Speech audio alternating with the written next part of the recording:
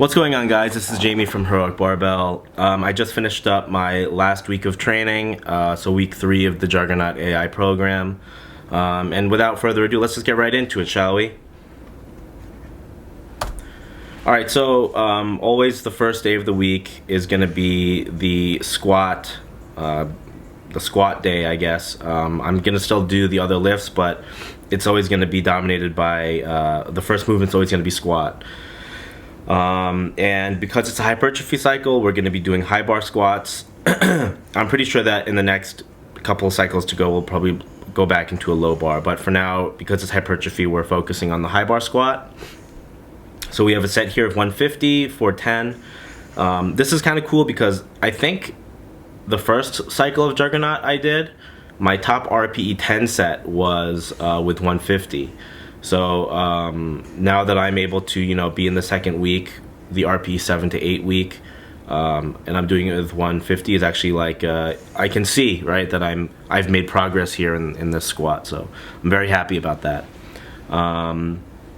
After this top set of 150, I think it drops like 12.5 kg to a 137.5 kg squat for 10, and then it's 5 sets of that for the back off. So there's a lot of sets. The volume's quite high, maybe 60 reps, 50 to 60 reps total for the high bar squat at a reasonable weight. The weight's not too crazy, so it wasn't too much. It wasn't like a frightening day for me.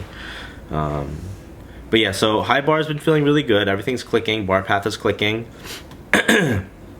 Actually, I just ordered a new pair of knee sleeves that I'll be starting to wear next week. When I have to do my RPE 9 and 10 week squats. So originally the ones I'm wearing here are large, and the ones that I ordered are gonna be a medium.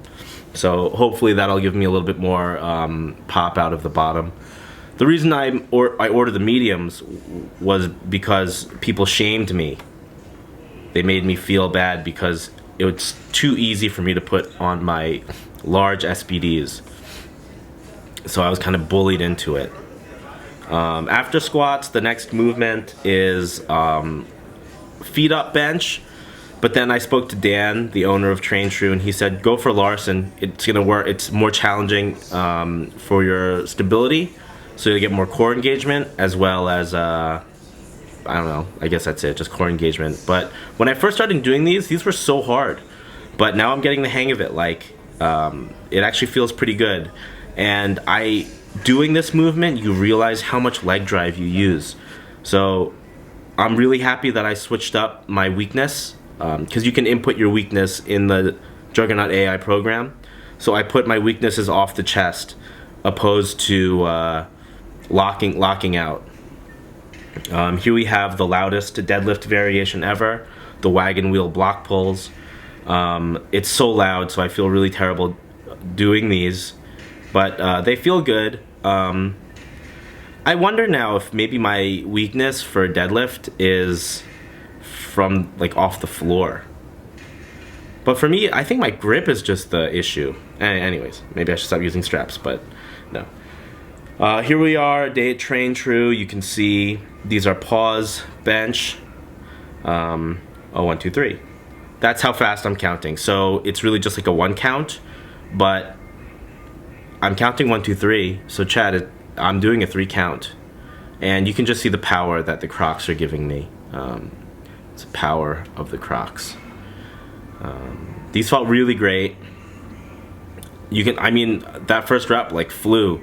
And I was watching a Brett Gibbs Instagram video recently where he was talking about how if you're going to be benching at least 3 times a week, one of the variations of bench should be a paused bench. So for me, I am doing 1 paused bench variation. I'm doing Larson press 2 times a week, as well as a main bench movement, a wide grip bench, which feels awesome. Here is day 3. This is the deadlift, squat, and bench day. Starting with deadlift, so it's a deadlift focused workout. This is the top set of 200 kg for 8 at around an RPE 8. I think I could have squeezed out 2 or 3 more reps. But let's be honest here and say that it was an 8. Last cycle when I had to do my RP 10 for a set of 10, I did it for 200. and I'm almost positive I could have easily done another 2. So maybe even 3 if I had to squeak one out. Back offs at 180. Originally the back offs were set for 185, but then I adjusted the fatigue slider up a little bit. I was still feeling a little bit beat up from squats. Believe it or not, high bar squats can tax your back a little bit just because of the reps, and once form starts to break down a little bit towards the end of those sets, your back takes over a little bit. At least it does for me, so I backed off on some of those. And then the last barbell movement of the day is high bar again. So I believe I'm high barring twice a week, safety squat barring once a week. I block pull once a week, and then I deadlift once a week. So it's one main deadlift plus the variation.